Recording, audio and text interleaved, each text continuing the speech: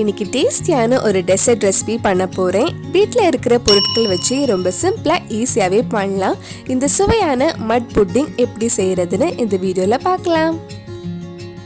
First மட் layer ready பண்றதுக்காக உங்ககிட்ட எந்த பிஸ்கெட் இருக்கோ அந்த பிஸ்கெட் கொஞ்சம் எடுத்து மிக்ஸி ஜார்ல போட்டு பவுடர் பண்ணி எடுத்துக்கோங்க. நான் 6 பிஸ்கெட் கிட்ட எடுத்திருக்கேன். இது இந்த மாதிரி நைஸா பவுடர் பண்ணி எடுக்கலாம். இப்போ நம்ம பவுடர் பண்ண பிஸ்கெட் ஒரு பவுலுக்கு மாத்திட்டு அதுல 1 டேபிள் ஸ்பூன் மெல்ட் பண்ண நெய் ஊத்தி நல்லா மிக்ஸ் பண்ண போறேன்.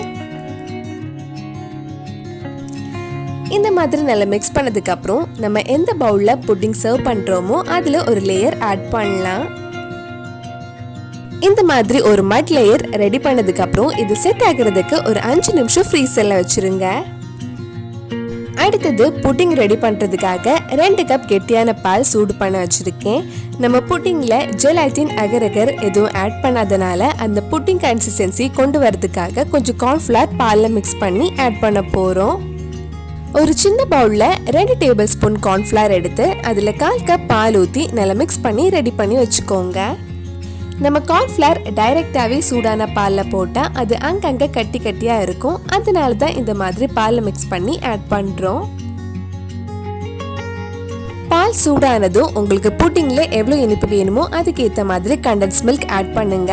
நான் 1/2 கப் கண்டென்ஸ் மில்க் ஆட் பண்ணியிருக்கேன். கண்டென்ஸ் மில்க் பதிலா நீங்க சுகர் கூட ஆட் பண்ணலாம். ஆனா கண்டென்ஸ் மில்க் ஆட் பண்ணா புட்டிங் இன்னும் கொஞ்சம் கிரீமியா ரிச்சா இருக்கும். கண்டென்ஸ் மில்க் வீட்லயே ரொம்ப சிம்பிளா ஈஸியா செஞ்சு எப்படி ஸ்டோர் பண்ணி வைக்கிறதுன்னு இதுக்கு முன்னாடி வீடியோ போட்டிருந்தேன். அதோட லிங்க் கீழே டிஸ்கிரிப்ஷன்ல கொடுத்துருக்கேன்.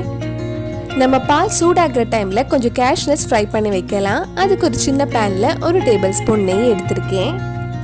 நெய் சூடானதும் கொஞ்சம் கேஷ்யூஸ் நல்ல கோல்டன் கலர் ஆகுற வரைக்கும் ஃப்ரை பண்ணலாம். இந்த மாதிரி நல்ல கலர் ஆனதும் இதை எடுத்து மாத்தி வச்சிருங்க. நம்ம கண்டென்ஸ் மில்க் ஆட் பண்ணி 2 நிமிஷம் கிட்ட ஆயிடுச்சு. இனி இதுல நம்ம மிக்ஸ் பண்ண கார்ன்ஃப்ளவர் ஆட் பண்ணி மிக்ஸ் பண்ணிட்டே இருக்கலாம். கார்ன்ஃப்ளவர் ஆட் பண்ண உடனே நல்லா கெட்டி ஆயிடும். அதனால கை விடாம கிண்டி விட்டுட்டே இருங்க. நீங்க கார்ன்ஃப்ளவர் ஆட் பண்ணதுக்கு அப்புறம் பால் கெட்டி ஆகலைன்னா இன்னும் கொஞ்சம் கார்ன்ஃப்ளவர் எடுத்து பால்ல மிக்ஸ் பண்ணதுக்கு அப்புறம் ஆட் பண்ணுங்க. நல்ல ஃப்ளேவர் கிடைக்கிறதுக்காக 1 டீஸ்பூன் வெனிலா எசன்ஸும் ஆட் பண்ணலாம். பால் கெட்டி ஆனதுக்கு அப்புறம் நம்ம கேஷ்யூஸ் ஃப்ரை பண்ண நெய் இதுல ஆட் பண்ணி மிக்ஸ் பண்ணலாம். பால் இந்த மாதிரி கெட்டி ஆனதும் ஆஃப் பண்ணிட்டு உடனே நம்ம சர்விங் பவுலுக்கு மாத்திரலாம். இது நல்லா ஆனதுக்கு அப்புறம் ஃப்ரிட்ஜ்ல ஒரு 4 மணி நேரம் இல்ல ஃப்ரீசர்ல ஒரு 20 நிமிஷம் வச்சா நம்ம டேஸ்டியான மட் புட்டிங் ரெடி ஆயிடும். கண்டிப்பா நீங்களும் இந்த டேஸ்டியான டெசர்ட் ரெசிபி உங்க வீட்ல செஞ்சு பாருங்க. பிடிச்சிருந்தா இந்த வீடியோவை லைக் பண்ணுங்க, உங்க ஃப்ரெண்ட்ஸ் அண்ட் ஃபேமிலிக்கு ஷேர் பண்ணுங்க. வேற நல்லா குக் வித் கோமாளி ரெசிபி நம்ம சேனல்ல ட்ரை பண்ணலான்னு கீழே கமெண்ட் பாக்ஸ்ல சொல்லுங்க. நீங்க இன்னும் என்னோட சேனலை சப்ஸ்கிரைப் பண்ணலைன்னா மறக்காம சேனலையும் சப்ஸ்கிரைப் பண்ணுங்க. கூடவே அந்த பெல் ஐக்கனையும் பிரஸ் பண்ணா நான் புது வீடியோ போட்ட உடனே உங்க போனுக்கு நோட்டிபிகேஷன் வந்துடும்.